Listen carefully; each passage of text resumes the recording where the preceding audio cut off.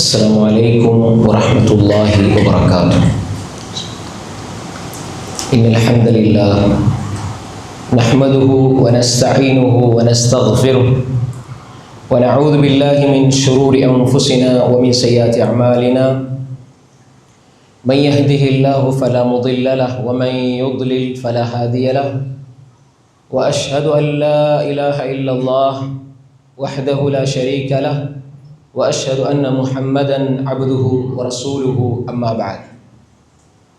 அன்புக்குரிய இஸ்லாமிய சகோதரர்களே, சகோதரிகளே, தாய்மார்களே, அல்லாஹு தாலா எங்கள் மீது அன்பு கொண்டதன் காரணமாக அல்லாஹுடைய மார்க்கத்தை படிக்கிற இந்த சபையில் அல்லாஹ் நம் எல்லோரையும் அமர செய்திருக்கிறான். அன்புக்குரிய சகோதரர்களே, சகோதரிகளே, தாய்மார்களே, நாம் நேற்றைய தினம் சுவர்க்கம் செல்லக்கூடிய மனிதர்களுடைய உயர்ந்த பண்புகள் குறித்து பார்த்தோம். அதே தொடரில் இன்றைய இந்த உரையில் பாவங்களிலிருந்து விடுபடுவதற்கு நாம் என்ன செய்ய வேண்டும். இப்போ நிறைய பேர் நம்ம கேட்குறத பார்க்குறோம். ஒரே பாவத்தில் எண்ணம் வருது, அதிகமாக பாவத்தில் ஈடுபடுகிறோம், பாவம் செய்யணுன்ற ஆசை வருது, இதில் இருந்து எப்படி விடுபடுவது என்று சொல்லி பல பேர் கேட்குறத நம்ம பார்க்குறோம். அப்போ இதற்கு குர்ஆன் சுன்னா நமக்கு தீர்வை சொல்லி தருகிறது.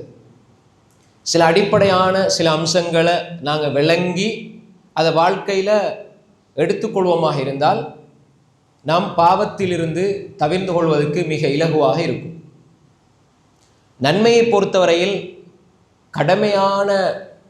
கடமையான ஃபர்லான விடயங்களை நாங்கள் விடுறது பாவம், ஃபர்ல விடக்கூடாது.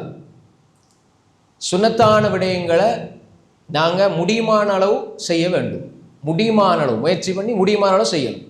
ஆனால் பாவங்களை முற்று முழுதாக விட்டுறணும். நன்மைகளை அதுவும் உபரியான வணக்கங்களை நாங்கள் முடியுமான அளவு செய்யணும். பாவங்களை முற்று முழுதாக விடணும். இதுதான் ரசூல் ஸல்லல்லாஹு அலைஹி வஸல்லம் சொல்லித்தராங்க. எனவே ஒரு மனிதன் பாவத்தில் இருந்து விலகி வாழ வேண்டும், பாவத்தை அவன் தவிர்ந்து கொள்ள வேண்டும். அல்லாஹ் ஏவியதை எடுக்கிறது, அல்லாஹ் விலக்கியதை தவிர்ந்து கொள்வது. அப்போ இந்த அடிப்படை வாழ்க்கையினுடைய யதார்த்தத்தை நாங்கள் புரிந்து வாழ வேண்டும். பாவம் என்பது ஒரு மனிதனுக்கு முதலாவது அது என்னத்தை கொடுக்கும் என்றால், பாவம் முதலாவது அவன் மனசில் இருக்கிற நிம்மதியை பறிக்கும். ஒரு மனிதனுக்கு பாவம் கொடுக்கிற தண்டனை என்ன தெரியுமா? அல்லாஹ் தண்டனை தாரதுக்கு முன்னால மனிதன் தனக்குத்தான் அநியாயம் செய்து கொள்றதன் பாவம் செய்கிறது. தனக்குத்தான் அநியாயம் செய்கிறது பாவம் செய்கிறது. ஒருத்தர் பாவம் செய்கிறார் என்றால் அவர் தனக்குத்தான் அநியாயம் செய்கிறார். வல்லதீன இதா ஃபாலு ஃபாஹிஷத்தன் அவ் லலமு அன்ஃபுஸஹும், அவர்கள் மானக்கேடான விடயங்களை செய்தால் அல்லது தங்களுக்கு தாங்களே அநியாயம் செய்தால். யாராவது கத்தியை எடுத்து, உண்மை நல்ல புத்தியோட யோசனையோட இருக்கிறவன் கத்தியை எடுத்து சும்மா கையை வெட்டுவானா? திடீர்னு கணத்துக்கு அவனே அடிப்பானா? அடிக்க மாட்டான். தனக்குத்தான் யாரும் அநியாயம் செய்ய விரும்புறதில்லை. தனக்குத்தான் உடலுக்கு அநியாயம் செய்ய விரும்பாத மனிதன் உள்ளத்துக்கு அநியாயம் செய்கிறான். விளங்குதா? இப்போ ஒரு மனிதன் தனக்குத்தான் அநியாயம் செய்யறது யாருமே விரும்ப மாட்டாங்க. அடுத்தவனுக்கே அநியாயம் செய்யக்கூடாது. சொந்த பிள்ளைக்கு யாராவது அடிப்பாங்களா? சொந்த பிள்ளைக்கு யாரும் அடிக்க மாட்டாங்க. அப்ப இப்படி அடுத்தவனுக்கு அநியாயம் செய்யக்கூடாது என்பதை ஒரு மனிதன் விளங்கி வச்சிருக்கிறான். அப்படி விளங்கி வச்சிருக்கிற மனிதன் உடலுக்கு தனக்குத்தான் அடிக்கக்கூடாது, தன்னுடைய கையை வெட்டக்கூடாது, காலை கொண்டு வைத்து ஒரு கத்தியில வைக்கக்கூடாது, ஒரு இரும்புல வைக்கக்கூடாது, கீழே சும்மா போய் உழக்கூடாது என்று உடம்புக்கு அநியாயம் செய்யறத அவன் பயப்படுறான். ஆனால் உள்ளத்தை குத்துறான், உள்ளத்தை கம்பியால கிழிக்கிறான், உள்ளத்தை கொண்டு போய் அதுக்கு நோவினை ஏற்படுற விதமாக அவன் நடந்து கொள்கிறான். இது உள்ளத்துக்கு செய்கிற அநியாயம் தான் பாவம்.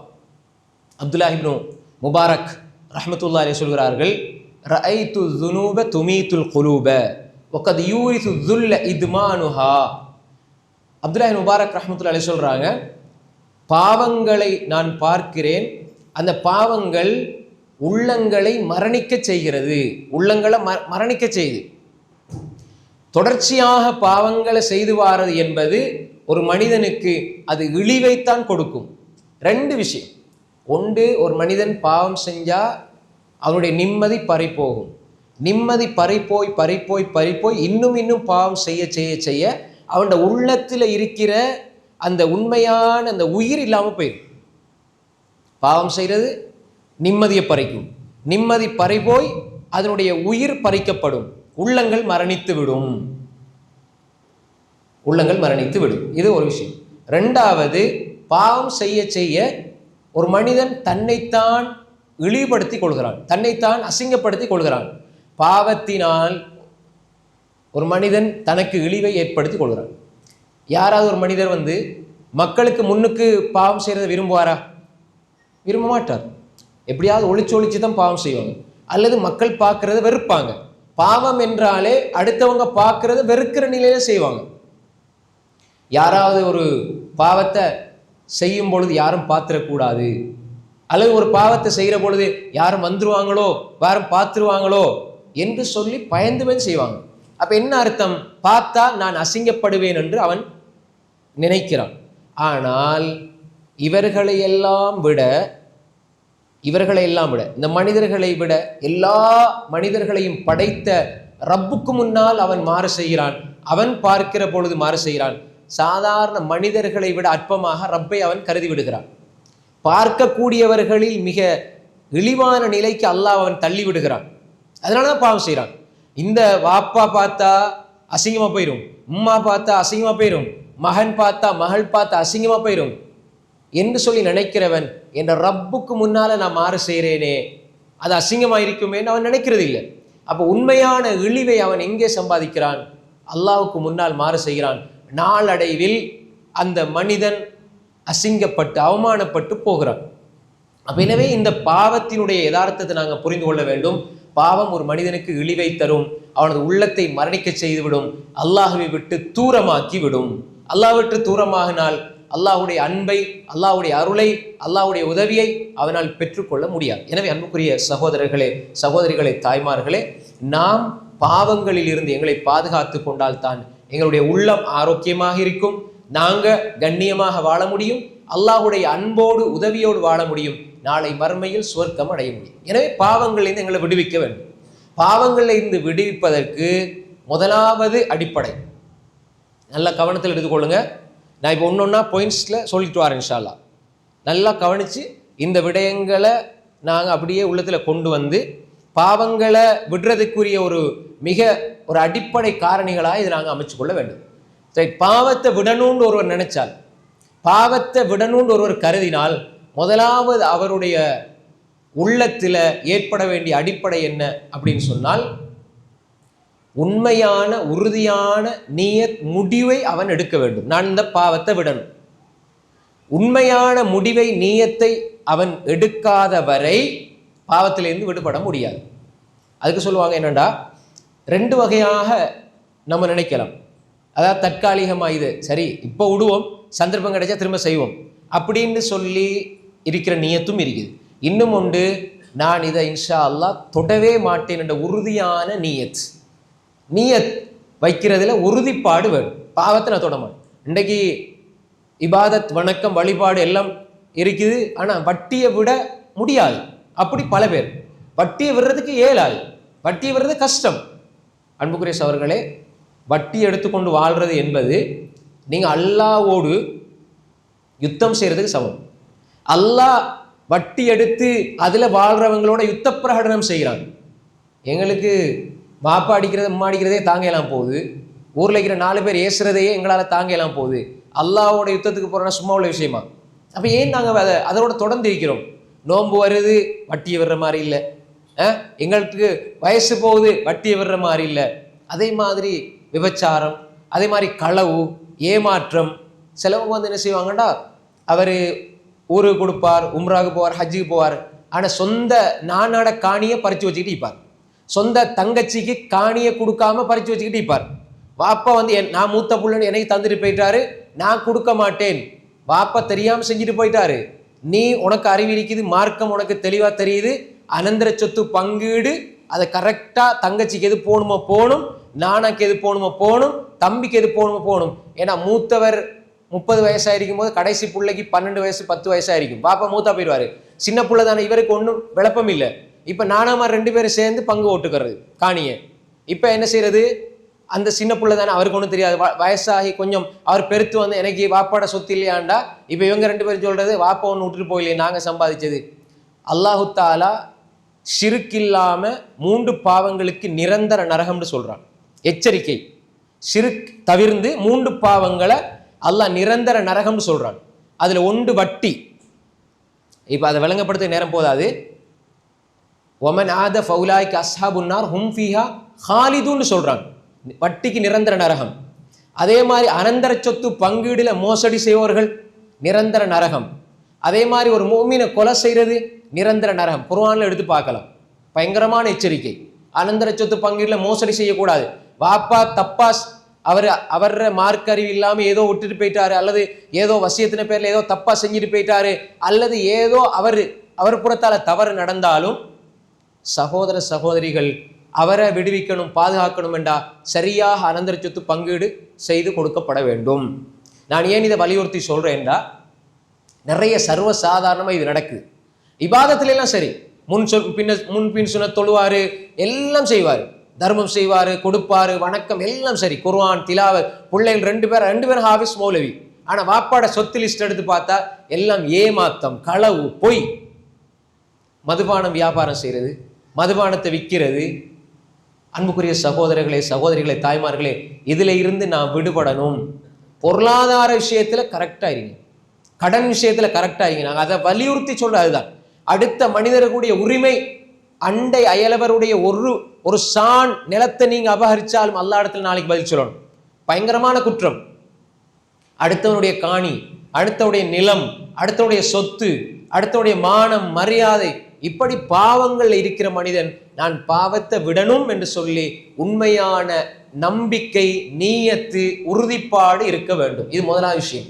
நான் உண்மையில நீயத்து வச்சுட்டேன், நான் உண்மையில அல்லாஹ் இடத்துல தௌபா செஞ்சு நல்ல முறையில் அல்லாஹ் சந்திக்கணும் நான் நினைக்கிறேன், அல்லாஹ்வை நல்ல முறையில் நான் சந்திக்கணும், நான் பாவத்தை விடணும் என்று நினைக்கிற மனிதன் உள்ளத்துல முதலாவது எடுத்துக்கொள்ளணும் உறுதியான நம்பிக்கை. நான் பாவத்தை விட போறேன், பாவத்தில் இருந்து நான் விலக போறேன் என்ற நம்பிக்கையை முதலாவது எடுத்துக்கொள்ளும். இது முதலாவது விஷயம். 2வது விஷயம், இந்த கையை தந்தது அல்லாஹ், கண்ணை தந்தது அல்லாஹ், இதயத்தை தந்தது அல்லாஹ், உடல் உறுப்புகளை தந்தது அல்லாஹ். இதுல எதுவுமே நாங்க விலை கொடுத்து வாங்கினது அல்ல. இந்த எல்லாவற்றையும் தந்த அல்லாஹ் ரப்புல் ஆலமீன் அவனுக்கு மாறு செய்யக்கூடாது என்று சொல்கிறான். இப்ப அல்லாஹ் தந்திருக்கிறான் கையை, அல்லாஹ் விரும்பின முறையில அதை பயன்படுத்தணும். கண்ணை அல்லாஹ் தந்திருக்கிறான், விரும்பின முறையில அதை பார்க்கணும். காது அல்லாஹ் தந்திருக்கிறான், அவன் விரும்புறதை கேட்கணும். அப்ப எனவே இந்த அம்சங்கள் அல்லாஹ் தந்திருப்பதை அல்லாஹுக்கு மாறு செய்வதில் ஒருவன் பயன்படுத்துற விஷயத்துல அவன் அல் ஹயா வெட்கப்பட வேண்டும். 2வது விஷயம் என்ன, வெட்க உணர்வு. இப்ப நான் ஒரு கையால் ஒரு பாவம் செய்யறேன்டா, இந்த கை யார் என்னை தந்தது? அல்லாஹ். இதை தந்த அல்லாஹ்க்கு இந்த கை அப்படியே சொத்தியாக்க இயலுமா இயலாதா? ஒரு மனிதர் ரசூலோட காலத்தில் இடது கையால் சாப்பிட்டார், இடது கையால் சாப்பிட்டார். ரசூலா சொன்னாங்க வலது கையால் சாப்பிடுங்க அப்படின்னு. அவர் முடியாதுன்னு சொன்னார். அப்புறம் ரசூலா சொன்னாங்க முடியாமலே போகட்டும். கையை உயர்த்துறாரு, உயர்த்தப்படுதில்லை. வாயின் பக்கம் கையை உயர்த்துறாரு, அடுத்தது உயர்த்தப்படுதில்லை. கை அப்படியே சொத்தி ஆயிடுச்சு. ஒரு சுண்ணத்தை விட்டாலே இந்த நிலைமைண்டா, நான் கண்ணால ஒரு ஆபாச படத்தை, ஒரு சினிமாவை பார்க்குற நேரம் கண் பார்வை எடுத்துட்டா, பக்ரி பின் அப்துல்லா அல் முஸனி ரஹ்மத்துல்லாஹி அலைஹி சொல்றாங்க, நீ அல்லாஹ்ட நிஅமத்தை விளங்கணுமாயிருந்தா, அல்லாஹ் உனக்கு செஞ்ச அருள நிஅமத்தை விளங்கணுமாயிருந்தா, நீ கண்ணை மூடிட்டு கொஞ்ச நேரம் இரு. கண்ணை மூடிட்டு ஒரு நிமிஷம் இருந்து பாருங்க. வாப்பா தெரியாது, உம்மாவை தெரியாது, முன்னுக்கு பிள்ளை இருந்தா அது தெரியாது, முன்னுக்கு இருக்கிறது வெள்ளையா கருப்பான்னு தெரியாது, ஒன்றும் தெரியாது. ஒரு நிமிஷம் கண்ணை மூடிட்டு இருந்தாலே உனக்கு உலகம் தெரியாது. கண்ணை மூடிட்டு ரோட்ல போனா பஸ்ல அடிபட்டு நீங்க மொத்தா போயிருவீங்க. அப்ப இந்த ஒரு நிமிஷம் கண்ணை மூடிட்டு இருந்தாலே உன்னால வாழ முடியாது, நடக்க முடியாதுண்டா. ஆயுள் முழுக்க உண்ட கண் அல்ல அப்படியே பார்வை எடுத்துட்டாண்டால் எப்படி நீ வாழ்வாய்? இல்லைஞ்சா? அல்லாஹ் தந்திருக்கிற அந்த கையையும் காலையும் அல்லாஹு நீங்க கால் ஒரு பாவத்தை செய்யறதுக்கு ஓடி போறீங்க, திடீரென அந்த கால் அல்லாஹ் இயக்கத்தை, அந்த கால் இயங்குறதுல இருந்து அதை அப்படியே அந்த சக்தி எடுத்துட்டான்டா, நீங்க கீழே விழுந்துருவீங்க. உங்களை தூக்கிட்டு தான் வரணும். மௌத்தான என்ன செய்யறாங்க? மௌத்தான பள்ளிக்கு என்ன செய்யறாங்க? நடந்த கூட்டிட்டு வராங்க. 4-5 பேர் தூக்கிட்டு வராங்க, கபருக்கு தூக்கிட்டு போறாங்க, கொண்டு போய் அடக்கம் செய்யறாங்க. நம்மளால் எழும்ப முடியுதா? நடக்க முடியுதா? கையை தந்தவன் அல்லாஹ், அந்த கையை இயங்க செய்பவன், அந்த கையை இயக்க வைக்கிறது அல்லாஹ். அல்லாஹ் நாடினால் அல்லாஹு தாலா பறிக்க சக்தியுடையவர். எத்தனையோ சமூகங்களை அல்லாஹ் அழித்தார். எனவே அல்லாஹ்வுடைய இந்த நிஅமத்துக்களுக்கு, அல்லாஹ் தந்த இந்த அருள்களை வச்சு நாங்கள் அல்லாஹ்க்கு எப்படி மாற செய்கிறோம்? அன்புக்குரிய சகோதரர்களே, சகோதரிகளே, தாய்மார்களே, நாங்கள் ஒரு பாவம் செய்கிற நேரம், பாவத்தை செய்கிற நேரத்தில் நாங்கள் எந்த உறுப்பை பயன்படுத்துகிறோமோ அந்த உறுப்பை என்ற ரப்பு தந்தான். அந்த ரப்பு அதை இயங்காமல் ஆக்கிவிட்டால் நான் என்ன செய்வது? கை ரெண்டும் வேலை செய்யலைன்னா எப்படி சாப்பிட்றது? எப்படி நாங்கள் எங்களோட உடல் உறுப்புகளை சுத்தம் செய்கிறது? அன்புக்குரிய சொல்லி யோசிச்சு பாருங்க. அல்லாஹ் நினைச்சால் தருவான், நினைச்சா எடுப்பான். அல்லாஹ்வுடைய கையில் இருக்குது. அல்லாஹு தாலா நினைச்சால் ஒரு மனிதனுக்கு ஒரு சக்தியை கொடுப்பான், உடனே அல்லாஹ் எடுப்பான். அல்லாஹ் நாடுன்னு நடக்கும். அப்ப அல்லாஹு தாலா தந்த அவனுடைய இந்த நியமத்துக்களை நாங்க துஷ்பிரயோகம் செய்யக்கூடாது. அப்படி செய்யற நேரம் எங்களுக்கு வெட்கம் வரணும். அல்லாஹ் பார்த்துட்டு இருக்கிறானே, அல்லாஹ் தந்தது நான் எப்படி அல்லாஹ்க்கு மாறு செய்யறதுக்கு செலவழிக்கிறது? எனவே இந்த அடிப்படை எங்களோட உள்ளத்துல எப்பயும் இருக்கணும். பாவம் செய்ய போற நேரம் நாங்க ரெண்டாவது இந்த ஒரு எண்ணம் வரணும், அல்லாஹ் தந்த இந்த உடல் உறுப்புகள், அல்லாஹ் தந்த இந்த அங்க அவயங்களை அல்லாஹ்க்கு மாறு செய்யறதுக்கு நான் பயன்படுத்துறேனே என்று சொல்லி அல்லாஹ்வோடு வெட்கப்படணும். உண்மையான வெட்கம் அதுதான். வெட்கம்னா என்ன தெரியுமா? பாவத்தை செய்யறதுக்கு வெட்கப்படணும், நன்மையை செய்யாம இருக்கிறதுக்கு வெட்கப்படணும். அல்லாஹ் எனக்கு எல்லாத்தையும் தந்தான், ஆனா நான் அவனுக்கு நன்மை செய்யாம, இபாதத் செய்யாம, தொழாம இருக்கிறேன் என்று வெட்கப்படணும். அல்லாஹ் தந்திருக்கிறான் உடல் ஆரோக்கியத்தை, ஆனா அவன் தந்ததை வச்சு அவனுக்கு மாறு செய்கிறேனே என்று வெட்கப்படணும். அன்புக்குரியவர்களே, இந்த ஒரு அடிப்படை எங்களிடத்துல வரணும். இது ரெண்டாவது விஷயம்.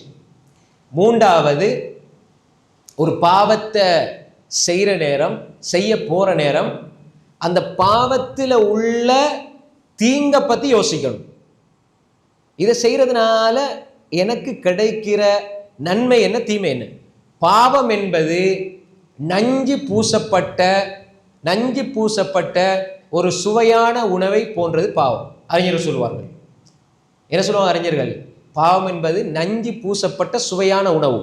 சுவையான உணவுக்கு மேல் நஞ்சு பூசிருப்பாங்க, நமக்கு தெரியாது, நம்ம சாப்பிடும், ருசியா இருக்கும். சாப்பிட்டு முடிஞ்சுக்க போற அதில் வேலையை காட்ட ஆரம்பிக்கும். சாப்பிட்டு முடிஞ்ச போற அதில் வேலையை காட்ட ஆரம்பிக்கும். இது போலதான் பாவம் ஒரு தற்காலிகமான ஒரு இன்பத்தை எங்களுக்கு தரும், ஆனால் நிரந்தர மனக்கவலையை பின்னால் ஏற்படும். ஒரு 2 நிமிஷத்துக்காக வேண்டி தன் வாழ்க்கையில இருக்கிற எல்லா கௌரவத்தையும் இழந்துருவாங்க, கண்ணியத்தையும் இழந்துருவாங்க. பார்க்குறோமா இல்லையா? விட்டு வெளியே வர இயலாது. எவ்வளவு பெரிய மனுஷரா இருந்தார் அவர், எவ்வளவு கண்ணியத்தோட வாழ்ந்தாரு. இன்றைக்கு பாருங்க, விட்டு வெளியே வர இயலாது. நான் தான் இந்த சமூகத்துல தலைவன், இந்த சமூகத்துல பெரிய போராளி, இந்த சமூகத்தை கட்டி காத்தது நான் தான் என்று மமதை அடித்தவர்களை எல்லாம் அடித்து விரட்டி இந்த நாட்டை விட்டு அல்லது உலகத்தை விட்டு விரட்டிய அளவுக்கு அல்லாஹ் மாத்துகிறான். நம்ம கண் கூட பார்க்கிறோம் எத்தனை அத்தாட்சிகள். ஏன்? குல் இல்லாஹும்ம மாலிக்கல் முல்க் துஅத்தில் முல்க மன் தஷா வ தன்ஸிஉல் முல்க மிம்மன் தஷா வ துஇஸ்ஸு மன் தஷா வ துதில்லு மன் தஷா பியதிகல் கைர் இன்னக அலா குல்லி ஷைஇன் கதீர். அல்லாஹ் தஆலா நானவங்களுக்கு ஆட்சியை கொடுக்கிறான், நானவங்களுக்கு ஆட்சியை பறிக்கிறான். நானவங்களுக்கு அல்லாஹ் கண்ணியத்தை கொடுக்கிறான், நாடியவங்கள இந்த கண்ணியத்தை எடுக்கிறான்.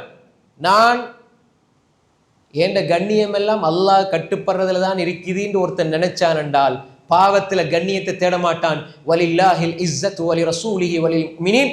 கண்ணியம் என்பது அல்லாஹ்வுக்கும் ரசூலுக்கும் முஃமின்களுக்கும் உரியது, பாவிகளுக்கு அல்ல. நான் நல்லா யோசிக்கொள்ளணும்.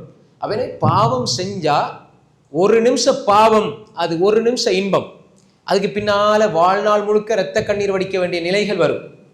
இப்ப பாவங்கள் செய்ய சுவையத்தான் இருக்கும்.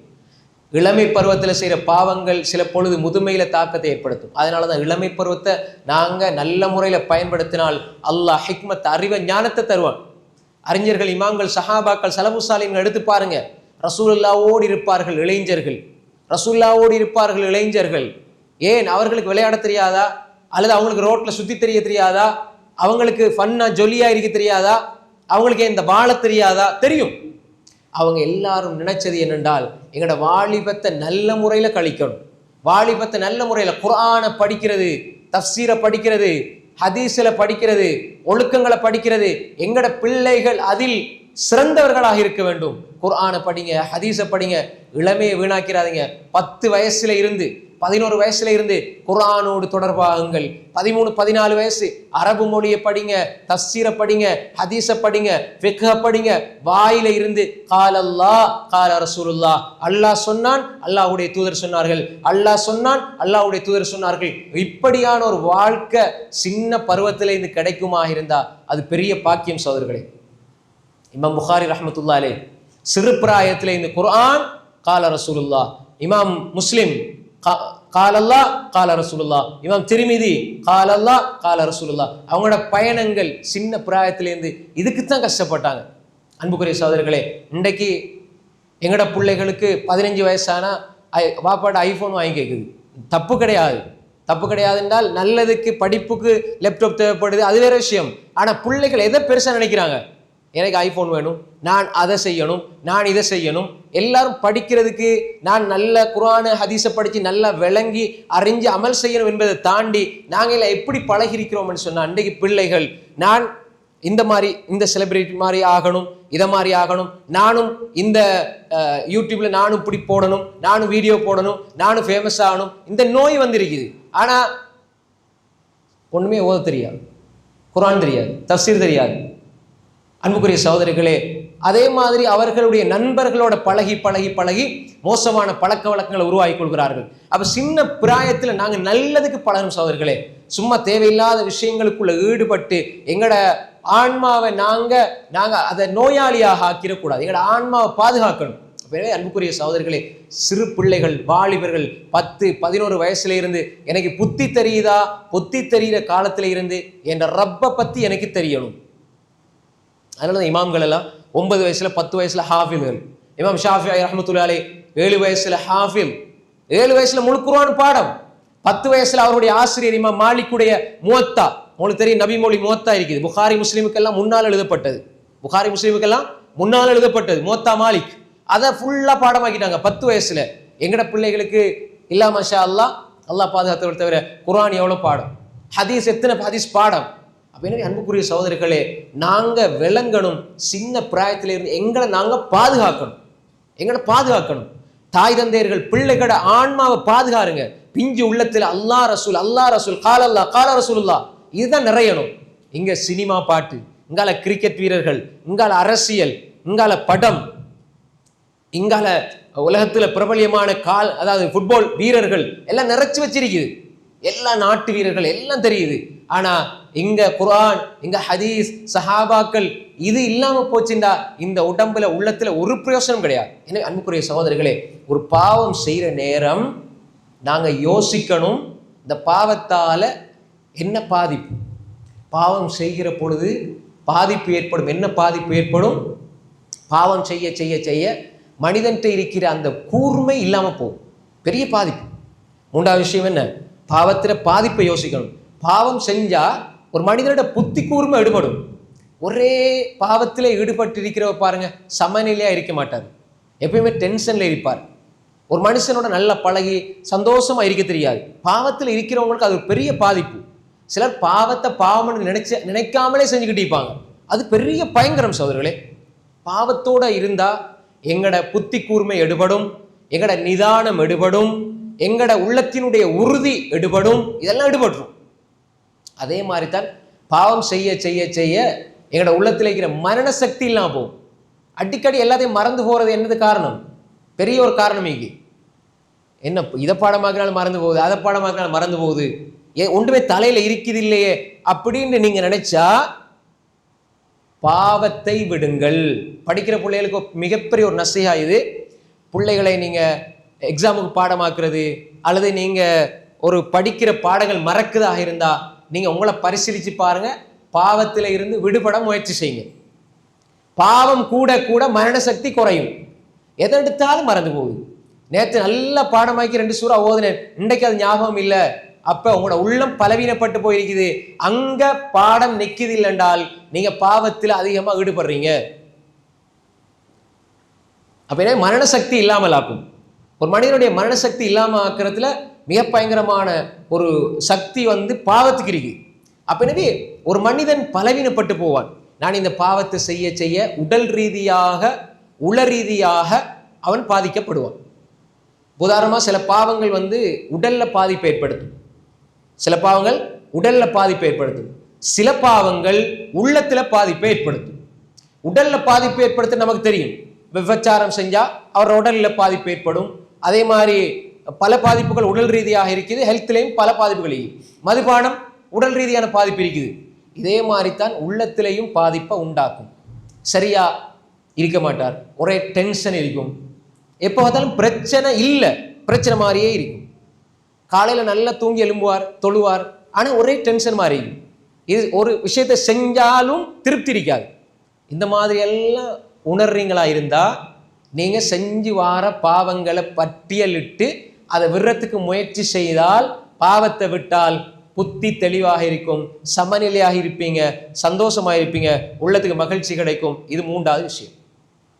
4வது பாவத்திலிருந்து உங்களை நீங்கள் விடுவிக்கணுமாக இருந்தால், இந்த ஓய்வு நேரங்களிலே நீங்கள் வச்சிருப்பீங்களே, இதை ஏதாவது ஒரு உலகத்துக்கோ மறுமைக்கோ பயன் தரக்கூடிய விஷயங்களால் ஓய்வு நேரங்களை முற்றுமுழுதாக தவிர்த்து கொள்ளணும். முடியாவிட்டால் முடியுமானாலும் இந்த ஓய்வு நேரங்கள் அந்த ஒரு பேர், ஒரு லிஸ்ட் உங்களோட வாழ்க்கையில் இருக்கக்கூடாது.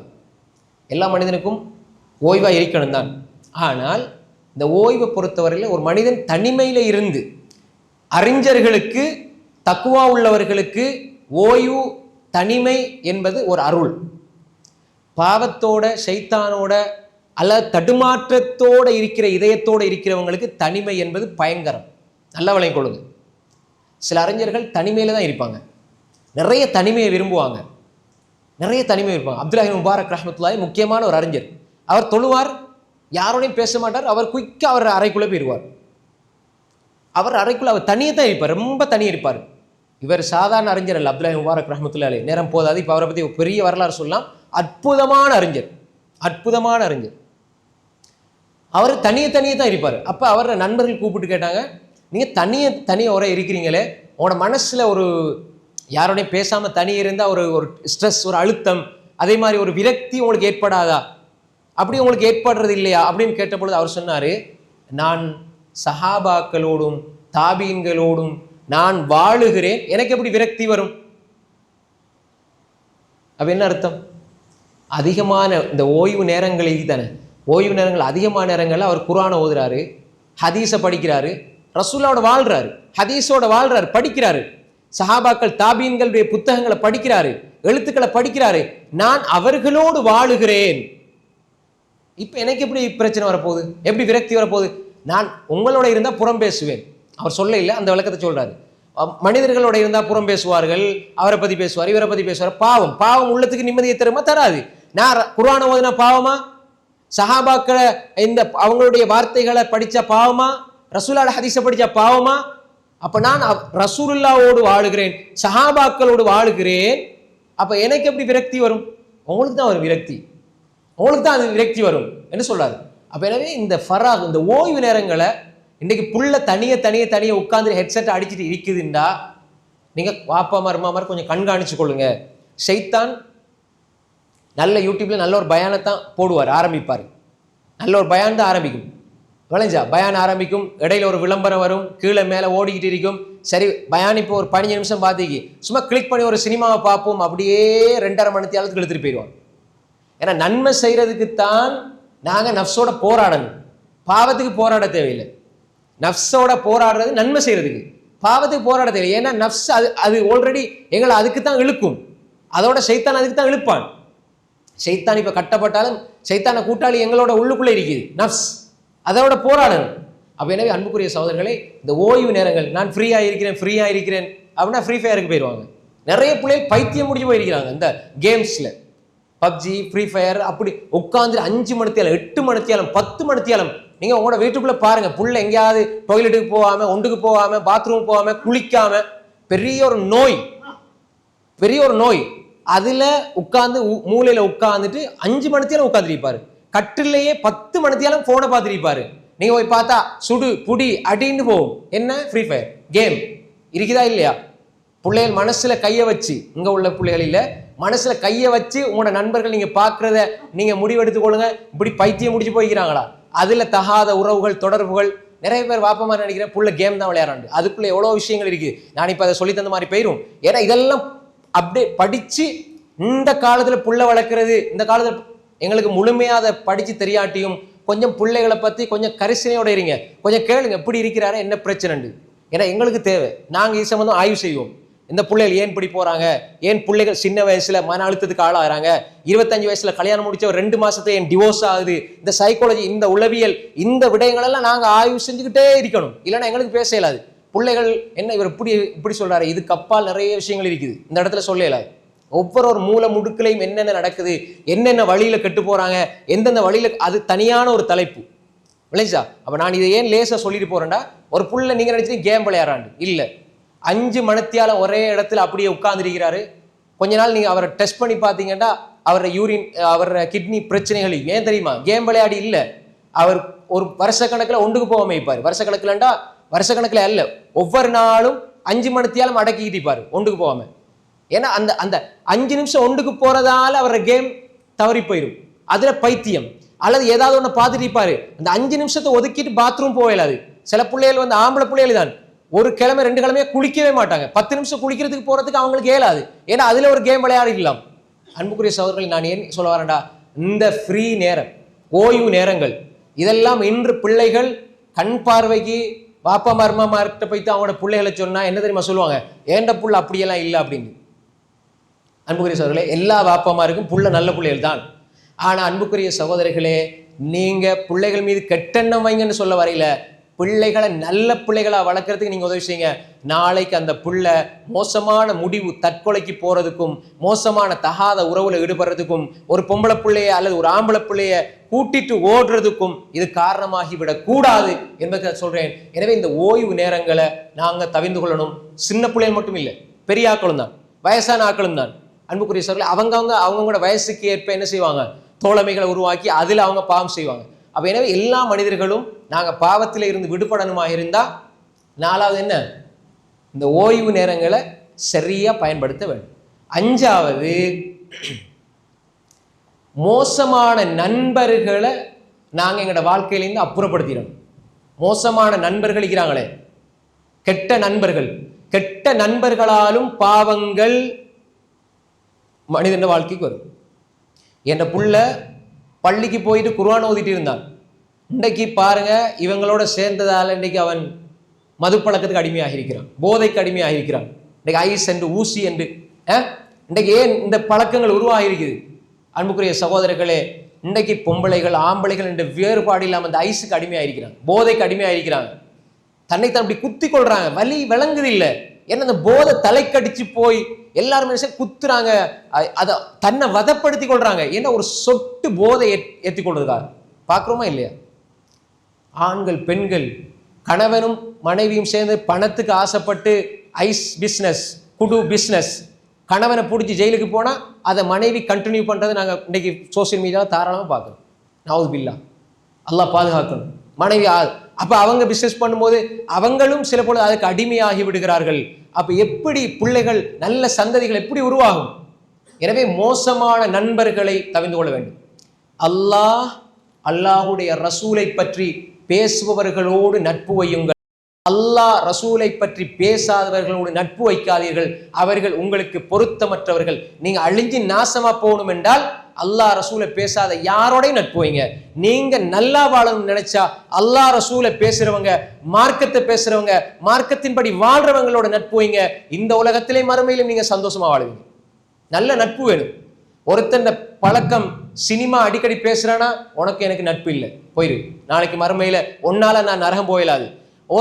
ஒரு தவறான காட்சி, தவறான விடயங்களை அவன் உங்களுக்கு ஊக்குவிக்கிறானா, ஒதுங்கிருங்க. அதே மாதிரி ஆபாசம், சினிமா, ஒதுங்கிருங்க.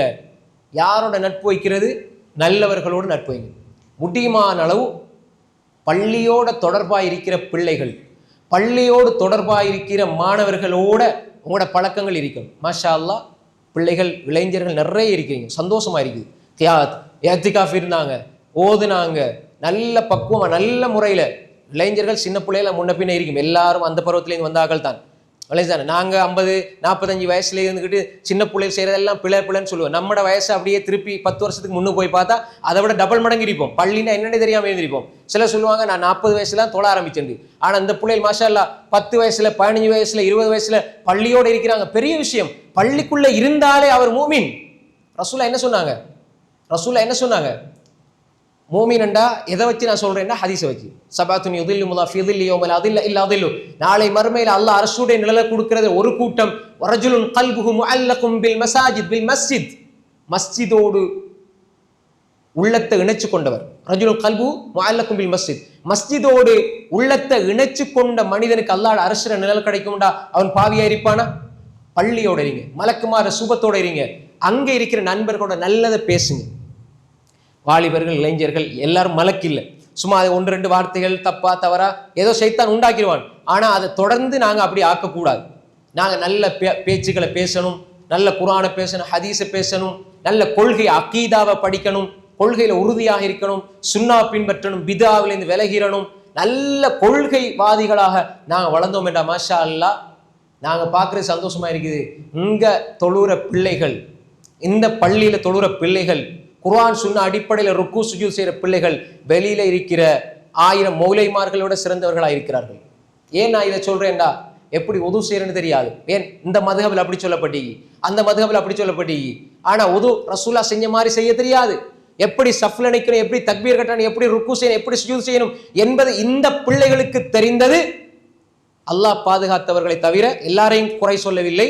சில மௌலைமார்களுக்கு கூட தெரியாத விடயங்கள் இந்த பிள்ளைகள் இங்கு பழகிறார்கள் என்றால் இது குர்ஆன் சுன்னாவில் இருக்கிற ஒரு அந்தஸ்து, ஒரு பவர், வேற ஒன்றும் இல்லை. நாங்க வஹியை பின்பற்றுங்க, குர்ஆனை பின்பற்றுங்க, சுன்னா பின்பற்றுங்க நாங்க அடிக்கடி சொல்றது காரணம் என்னண்டா, மனோயிச்சைக்கு போகாதீங்க, பிதாத்துக்கு போகாதீங்க, வழிகட்டுக்கு போகாதீங்க. உங்களோட பட்டம் பதவி அடையாளம் இது நாளைக்கு மறுமையில் உங்களுக்கு சொர்க்கத்தை பெற்று தராது. கால் அல்லாஹ் கால ரசூலுல்லாஹ் வஹைதான் சொர்க்கத்தை உங்களுக்கு பெற்று தரும்.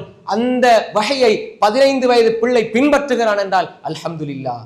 அப்படிப்பட்ட பிள்ளைகளை உருவாக்குங்க. இளைஞர்களுக்கு கத்தம், கந்துரி, ஃபாத்தியா, ராத்திபு வழிகேடுகள், மௌலூதி என்ற இந்த வழிகேடுகளை விட்டு குர்ஆன் சுன்னா இந்த வழிமுறையை சொல்லி கொடுங்க.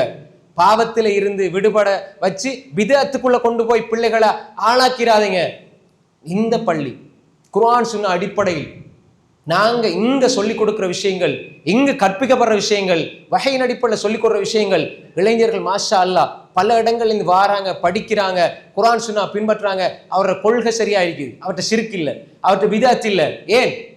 குர்ஆன் சுன்னாவை வஹைய சரியான கொள்கையை படிக்கிறாங்க. எனவே அன்புக்குரிய சகோதரர்களே, இப்படிப்பட்ட கொள்கைவாதியான நல்லதை சொல்லக்கூடிய, நல்ல விடயங்களுக்கு ஊக்குவிக்கிற, நல்ல பண்புகளோட, நல்ல அஹ்லாக்கோட, நல்ல குணங்களோட, தொழுகையோட, இபாதத்தோட, தாய் தந்தைக்கு உபகாரம் செய்கிற, முதியவர்களை மதிக்கிற, சிறியவர்களோடு இரக்கம் காட்டுகிற, எல்லாரோடும் அன்பாக இருக்கிற நல்ல ஒரு நண்பன் உங்களுக்கு கிடைச்சா அவரை எடுத்துக்கொள்ளுங்க. தீய நண்பர்களுக்குள்ள நீங்க போயிட்டீங்கண்டா பாவத்துக்குள்ள போயிருவீங்க. பாவத்தில இருந்து விடுபடணும்டா நீங்க நல்ல நண்பர்களை எடுத்து கொள்ளுங்கள். இது எத்தனை விஷயம் சொல்லுங்க? எத்தனாவது? இப்ப நான் சொன்னது 5வது விஷயம். 5 சொல்லிட்டேன். முதலாவது என்ன? அல்லாஹ்வுடைய முழுமையான உதவியோடு நீயத்தை உறுதியா வச்சுக்கொள்ளணும். நீயத்தை என்ன செய்யணும்? உறுதியா இருக்கணும். எங்களோட எண்ணம் சரியா இருக்கணும், உறுதியா இருக்கணும். இது ஒன்று. 2வது என்ன? அல் ஹயா. ஒரு விஷயத்தை இதெல்லாம் விளங்கப்படுத்தினது. ஒரு விஷயத்தை நம்ம கையால காலால செய்யும் போது வெட்கப்படணும். அல்லாஹ்க்கு மாற செய்கிறேன் அப்படின்னு சொல்லி என்ன செய்யணும்? வெட்கப்படணும். 3வது என்ன? பாவத்திர விளைவுகள், மோசமான விளைவுகளை நினைச்சு அதை சிந்திக்கணும். பாவத்திர விளைவுகள், மோசமான விடயங்களை நினைச்சு என்ன செய்யணும்? சிந்திச்சு அந்த விளைவுகள் ஏற்படக்கூடாது நினைச்சு பாவத்தை விடணும். இது 3வது. 4வது என்ன? ஓய்வு நேரங்களை பயன்படுத்தணும். ஓய்வா இருந்துடக்கூடாது. 5வது என்ன? தீய நண்பர்கள். 6வது முஜாஹதத்து நஃப்ஸ். ஒரு மனிதன் எவ்வளோ பெரிய ஆளா இருந்தாலும், நிறைய விஷயங்களை சுருக்கமா சொல்றேன், எவ்வளோ பெரிய அறிஞனா இருந்தாலும், எவ்வளோ பெரிய ஆய்வாளனா இருந்தாலும், எவ்வளோ பெரிய மாமேதையா இருந்தாலும், கடைசி நொடியில் ஷைத்தான் வழிகெடுத்து விடுவான். மௌத்தாகிற வரைக்கும், கடைசி மூச்சு இருக்கிற வரைக்கும் நஃப்ஸோடு போராடணும். வாழ்க்கை என்பது உயிர் இருக்கும் வரை போராடணும் ஷைத்தானோட, நஃப்ஸோட. உயிர் இருக்கிற வரை போராடணும், நஃப்ஸோட போராடணும். மாஷா அல்லாஹ், இப்ப 55 வயசாயிட்டு எனக்கு இப்ப பாவத்துல எண்ணமே வார இல்லை, நான் பாவமே செய்யறில்லை, யாராவது அப்படி சொல்லலுமா? அல்பானி ரஹ்மத்துல்லாஹி அலைஹி இந்த நூற்றாண்டில் வாழ்ந்த மிகப்பெரிய முஹத்திஸ், ஹதீஸ் கலையினுடைய ஜாம்பவான், 200க்கும் மேற்பட்ட புத்தகங்கள் எழுதிய அற்புதமான அறிஞர். 100க்கும் மேற்பட்ட 200க்கும் மேற்பட்ட சின்ன சின்ன பெரிய புத்தகங்கள், பேச்சுக்கள் எல்லாம் அடுத்த ஆயிரக்கணக்கில் உரைகள், பெரும் ஹதீஸ் துறை ஜாம்பவான். 100-150 புத்தகங்கள், எவ்வளோ ஹதீஸ் கிரந்தங்கள், அவ்வளோ எழுதி. இன்னைக்கு பாருங்க, அல்பானின்னு சொல்லுவாங்க ரஹ்மத்துல்லாஹி அலைஹி. ரவாஹுல் புகாரி ஃபில் அதப் வஸ்ஸஹாவுல் அல்பானி, ரவாஹு அபூ தாவூத் வஸ்ஸஹாவுல் அல்பானி, ரவாஹு திர்மிதி வஸ்ஸஹாவுல் அல்பானி, ரவாஹு இப்னு மாஜா வஸ்ஸஹாவுல் அல்பானி. இப்படி அல்லாஹ் ஒரு கண்ணியத்தை கொடுத்த அறிஞர். இப்ப 1999ஆம் ஆண்டு மௌத்தா போனார். 2000 அதுக்கு முந்தின ஆண்டு 1999 மௌத்தானார். மிகப்பெரிய முஹத்திஸ்.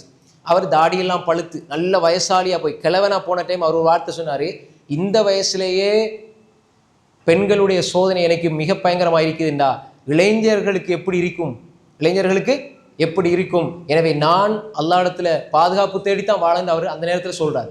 அப்ப 65, 75, 80 வயசுலேயே பாவத்தில் ஒரு மனிதன் தன்னை விடுவிச்சு கொள்ள இயலாது, பாவத்திலையும் தன்னை விடுவிச்சு கொள்ள இயலாதுன்னு சொன்னா, இளமை பருவத்தில் எப்படி நாங்கள் விடுவிச்சு கொள்வது? மௌத்தாகிற வரைக்கும் அவர் பாவத்துக்காக, அவர் பாவத்தில் இருந்து விடுபட போராடணும். கடைசி நொடி இருந்தாலும் அவர் வெற்றி பெறல. கடைசி நொடியில சைத்தான் சொல்லுவான், நீ ஒரு மாதிரி தப்பிச்சு சொர்க்கவாதியா மரணிக்க போறாய், நான் அப்படித்தான் மரணிக்க போறேன், மண்டை ஆட்டினா முடிஞ்சு. அப்ப என்ன, தற்பெருமையோட மரணிக்கிறார். பெருமை உள்ளவன் சொர்க்கம் போவானா? அப்ப என்ன, கடைசி நொடி வரைக்கும் நான் அல்லாஹ் இடத்துல உதவி தேடி நஃப்ஸோட போராடணும். நஃப்ஸ் விடாது, நன்மை செய்யறது நஃப்ஸ் விடாது. நஃப்ஸை நாங்க எங்கட கட்டுப்பாட்டுக்குள்ள வைக்கணும். நஃப்ஸ் அதனுடைய கட்டுப்பாட்டுகளை நாங்க போனா நஃப்ஸ் எங்களை இயக்கும். நீ அங்க போ, இங்க போ, அதை செய், இதை செய் அப்படின்னு எங்களை இயக்கும். நாங்க நஃப்ஸுக்கு அடிமை, எங்கட அடிமையா நஃப்ஸ் இருக்கணும். இப்ப உனக்கு தூக்கம் முக்கியம், நீ நினைக்கிற நஃப்ஸே, எனக்கு இந்த ரப்போட விருப்பம் முக்கியம், எனவே நான் ஃபஜ்ருக்கு வருவேன். உன்ன தூக்கத்தை, அந்த இன்பமான தூக்கத்தை நான் தூக்கி குப்பையில போடுறேன், நான் அல்லாஹ்வுக்கு முன்னால் அல்லாஹ் அக்பர் தக்பீர் கட்டுறேன் என்று நீங்க நஃப்ஸுக்கு நீங்க கட்டளை போட்டு பாருங்க. நஃப்ஸ் உங்களுக்கு அடிபணிந்து வரும். இல்லைன்னு சொன்னால் நீங்க நஃப்ஸுக்கு அடிமையாகிறீங்கடா, நஃப்ஸோட போராட இல்லைன்னு சொன்னா உங்களை அது இழுத்துக்கிட்டு போகும். அலா வ இன்ன ஃபில் ஜஸதி லமுதா ஃபைதா ஸலஹத் ஸலஹல் ஜஸது குல்லு வ இதா ஃபஸதத் ஃபஸதல் ஜஸது குல்லு அலா வஹியல் கல்ப். அல்லாஹ்வுடைய தூதர் சொன்னாங்க ஸல்லல்லாஹு அலைஹி வஸல்லம், உடம்புல ஒரு சதை கட்டு இருக்கிறது, அது சீராகினால் உடம்பு முழுக்க சீராகிவிடும். அது சீர்கட்டு விட்டால் உடம்பு முழுக்க சீர்கட்டு விடும். அது சீரானா உடம்பு முழுக்க சீராயிடும். அது சீர்கட்டு விட்டால் உடம்பு முழுக்க சீர்கட்டு விடும். இதா ஸலஹத், அது சீராகிவிட்டால் ஸலஹல் ஜஸது குல்லு, உடம்பு முழுக்க சீராகிவிடும். வைதா ஃபஸதத், அது சீர்கட்டு விட்டால் ஃபஸதல் ஜஸது குல்லு, உடம்பு முழுக்க சீர்கட்டு விடும். அலா, அறிந்து கொள்ளுங்கள், வஹியல் கல்ப், அதுதான் இதயம் என்று சொன்னார்கள். எனவே அன்புக்குரிய சகோதரர்களே சகோதரிகளே, நஃப்ஸோட போராடணும். பாவம் இன்பம் தெரியுதா, அதை விட்டு ஒதுங்குங்க. பாவத்தில இருந்து ஒதுங்குங்க. பாவத்தில இருந்து நாங்க அதனுடைய பாரதூரத்தை விளங்கி ஒதுங்குங்க. நஃப்ஸோட போராடுங்க கடைசி நொடி வரை. உனக்கு சொர்க்கம் வேண்டுமா, நீ இதை செய்யாத. எதெல்லாம் நஃப்ஸ் விரும்பி கேட்குதோ அதை கொடுக்காதீங்க. அது குடிபானமாக இருந்தாலும் சரி, சாப்பாடாக இருந்தாலும் சரி, பாவமாக இருந்தாலும் சரி, எதுவாக இருந்தாலும் சரி. எனவே அன்புக்குரிய சகோதரர்களே, நஃப்ஸை எங்களோட கட்டுப்பாட்டுக்குள்ள வைக்கணும். இன்னும் அப்படியே நிறைய விஷயங்கள் இருக்குது, சின்ன சின்ன விஷயங்கள், முக்கியமான விஷயங்கள் இதுக்குள்ள வந்துருச்சு. கடைசியாக 7வது, பாவத்துக்கும் எங்களுக்கும் இடையில ஒரு திரையை வச்சுக்கொள்ளணும், இடைவெளியை வச்சுக்கொள்ளணும். பாவத்தை விடுறதுக்கு ஒரு அடிப்படை என்னன்னா, பாவத்துக்கு பழகி போனவங்களுக்கு பாவத்தை விடுறது கஷ்டமா இருக்கும். பாவத்தை விடுறது கஷ்டமா இருக்கும். ஆனால் பாவம் செய்யறதுக்கு அவர் அந்த சூழ்நிலை இருக்குதானே, பாவம் செய்கிற சூழ்நிலை அவர் தவிர்த்து கொள்றது அவருக்கு லேசு. பாவம் செய்கிற சூழ்நிலையை தவிர்த்து கொண்டால் பாவத்திலிருந்து விடுபடலாம். பாவத்தை விடுறது கஷ்டம். இப்போ உதாரணமாக, நான் இந்த இடத்துக்கு போயிட்டேன்னா பாவத்தில் விழுந்துருவேன்.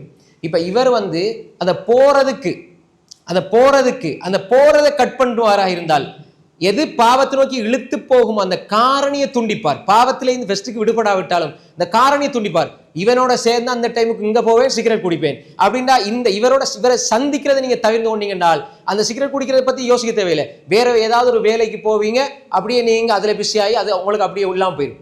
இப்ப நீங்க அந்த கடைக்கு போனீங்க அல்லது இந்த இடத்துக்கு போனீங்கன்னா அந்த பாவத்துல சிந்தனை வருமாடா, போற இடத்தை விட்டுருங்க. பாவம் 2வது, இப்போ போயிட்டு விடுறது கஷ்டம், அந்த இடத்துக்கு போனால் ரொம்ப கஷ்டமாയിരിக்கும், அல்லது இந்த இடத்துல போயிட்டு இதை செய்யாமல் இருக்க கஷ்டமாயிருக்கும். ஆனால் நீங்கள் பாவத்துக்கடையில் உங்களுக்கு ஒரு கெப்பை வச்சிங்கன்னு சொன்னால், இங்கேருந்து நான் பஸ் ஏறி போகணுமா, நிட்ட போய் போகணுமா, அப்போ இது ஒரு ஒரு பாவத்தில் இன்ட்ரெஸ்ட் பட்டவரை இழுத்துக்கிட்டு போகும். ஆனால் நீங்கள் இந்த இடைவெளியை நீங்கள் தவிர்த்து கொண்டீங்க என்றால் நீங்கள் வெற்றி பெறுவீங்க. அதனால தான் ரசூல் ஸல்லல்லாஹு அலைஹி வஸல்லம் தக்பீரை கட்டி ஃபர்லு தொழுகையில் முதலாவது என்ன கேட்டாங்க? அல்லாஹும்ம பாஇத் பைனி வ பைன ஹதாயாய கமா பாஅத்த பைனல் மஷ்ரிகி வல் மக்ரிப். யா அல்லாஹ் என்ன பாவத்திலிருந்து பாதுகாத்துன்னு கேட்க இல்லை, என்ன கேட்டாங்க தெரியுமா? அல்லாஹும்ம பாஇத் பைனி வ பைன ஹதாயாய, யா அல்லாஹ் எனக்கும் என்னுடைய பாவத்துக்கும் இடையில் இடைவெளியை ஏற்படுத்துவாயாக. பாவத்திலிருந்து விடுபடுறதுக்கு அடிப்படை என்ன தெரியுமா? இடைவெளியை ஏற்படுத்தணும். ரசூல பாவத்திலிருந்து என்ன விடுவிச்சு செஞ்சு யா அல்லாஹ்னு கேட்கறதுக்கு பதிலா எங்களுக்கு படிச்சிருந்தாங்க, அல்லாஹும்ம பாஇத் பைனி வ பைன ஹதாயாய கமா பாஅத்த பைனல் மஷ்ரிகி வல் மக்ரிப்.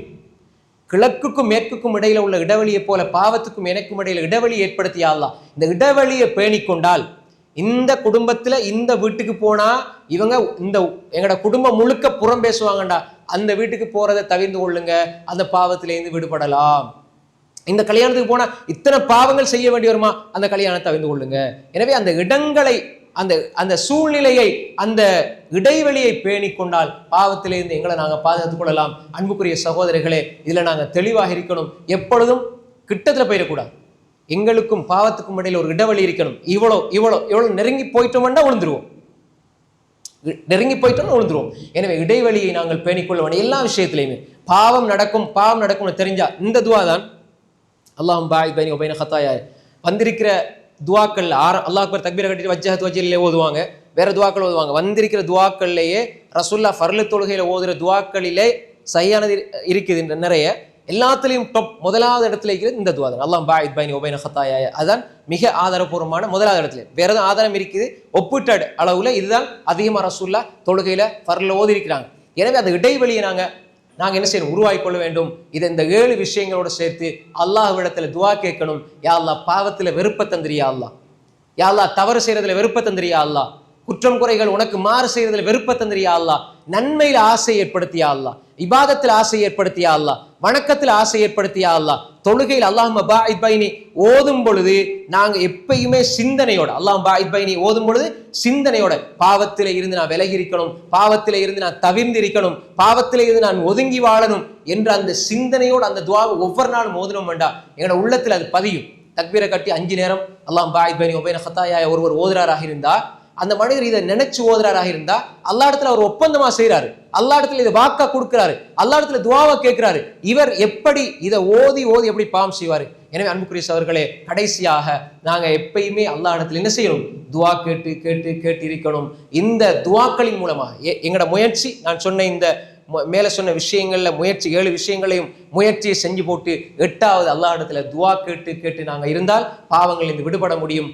முழுமையாக நாங்க இதை முயற்சி செஞ்சு பயிற்சி செஞ்சு எப்பயுமே அல்லாஹ் இடத்துல கேட்டு கேட்டு மனசோட போராடணும். எப்ப நாங்க பாவத்தை முழுமையா விடலாம்னு கேட்டா மௌத்தாகிற வரைக்கும் விட இயலாது. மௌத்தாகிற வரைக்கும் முயற்சி செஞ்சு கொண்டு இருக்கணும். நான் 55 வயசு எனக்கு இப்ப ஓகே, நான் எந்த பாவம் செய்யறேன்னு யாரும் நினைக்க முடியாது, அப்படி அல்லாஹ் படைக்கவும் இல்லை.